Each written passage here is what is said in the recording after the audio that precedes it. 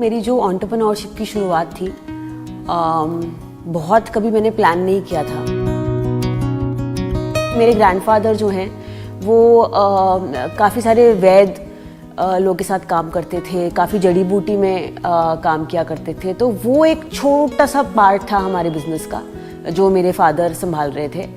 तो I think वो जाकर मैंने बहुत अच्छे से समझा। मैं बहुत सारे जितने भी वैद्य थे जम्मू कश्मीर में उन लोगों के साथ जाके मिली, और जो सबसे बड़ा प्रॉब्लम मुझे समझ में आया वो ये था कि अगर आप एक वैद्य हैं और आप मान लीजिए 70-75 साल के हो रहे हैं, आपकी जो दायरा है वो मोहल्ला है, उसके आगे आपकी पढ़ाई की, आपकी समझ की, आपकी नॉलेज की कोई डॉक्यूमेंटेशन नहीं है।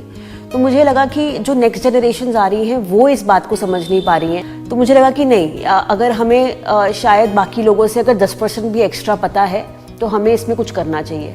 मेरा खुद का जो बैकग्राउंड है वो मार्केटिंग ब्रांडिंग में है, तो मुझे पता था कि ऑनलाइन जो है 2013 से एक बूम में था, and I knew that the next generation is going to buy online. तो मुझे लगा कि नहीं, ऑनलाइन मुझे समझ में आता है, प्रोडक्ट हमें एज अ फैमिली लीनिएज समझ आता है, हमें पता है ये किन फार्मर से आ रहा है।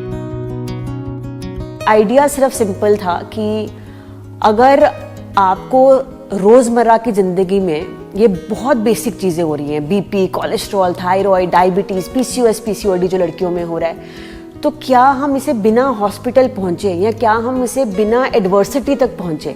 क्योंकि कोई भी छोटी प्रॉब्लम को एक बड़े बीमारी बनने में करीबन कम से कम 10 साल लगते हैं। तो उद्देश्य ये था कि क्या हम हीलिंग को अपनी रोज़मर्रा ज़िंदगी में ला सकते हैं कि नहीं। तो इस वजह से मैंने नम्या की शुरुआत की।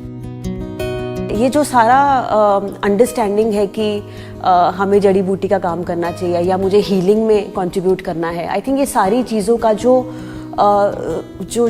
रूट है वो आई थिंक बुद्धिज़्म से कहीं ना कहीं अटैच्ड है, क्योंकि उस प्रैक्टिस ने मुझे बहुत सारे गिफ्ट्स दिए।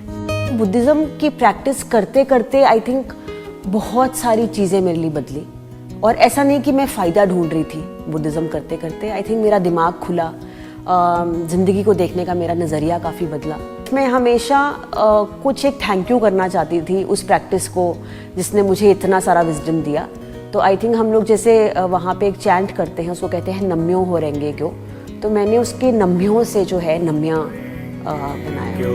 नम्यों हो रहेंगे क्यों। मुझे याद है जब हमने शुरुआत करी थी तो दिन के 3 पीस निकलते थे, 4 पीस निकलते थे। आज हम करीबन 400-500 का रन रेट मेंटेन करते हैं पर डे। हम लोग यूएई में प्रेजेंट हैं, अब अमेज़ॉन यूएस में अवेलेबल हैं, यूके में हम लोग अवेलेबल हैं, आई थिंक इंडिया से बाहर भी गए हैं हम। तो आई थिंक ये बस शुरुआत है। मुझे ऐसा लगता है एज अ ब्रांड मैं ये कह सकती हूँ कि हमारी शुरुआत है। हमारे करीबन 2 लाख कस्टमर हैं आज, और ज़्यादा नहीं तो 100 मिलियन से ऊपर लोग जानते हैं हमारे ब्रांड को। आई थिंक आई प्राउडली से कि जितने भी हमारे यहाँ फैक्ट्री में जितने भी लोग काम करते हैं, वो सबसे बड़ी बात है मेरे लिए कि वो सब औरतें हैं। तो आई थिंक बहुत सारी औरतों को हमने एम्प्लॉयमेंट दी। जम्मू की रहने वाली रिद्धिमा अरोरा ने अपने कन्वेंशनल फैमिली वेंचर को रीइन्वेंट करके देश विदेश तक पहुंचाने में सफलता प्राप्त की है।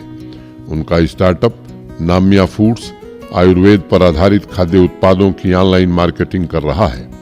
रिद्धिमा ने न सिर्फ प्राचीन आयुर्वेदिक गुणों को ईज ऑफ लिविंग का मुख्य तत्व बनाया है, बल्कि स्थानीय किसानों, उत्पादकों को बेहतर प्लेटफॉर्म और वाजिब कीमत भी सुनिश्चित की है। स्टार्टअप्स की दुनिया में रिद्धिमा दृढ़ निश्चय, साहस एवं प्रज्ञा की प्रतीक है। मुझे ऐसा लगता है कि जो लोग आपका देश चलाते हैं, जो लोग आपकी स्टेट चलाते हैं, अगर वो किसी भी तरह से आपका हाथ पकड़ रहे हैं तो I think this is a blessing.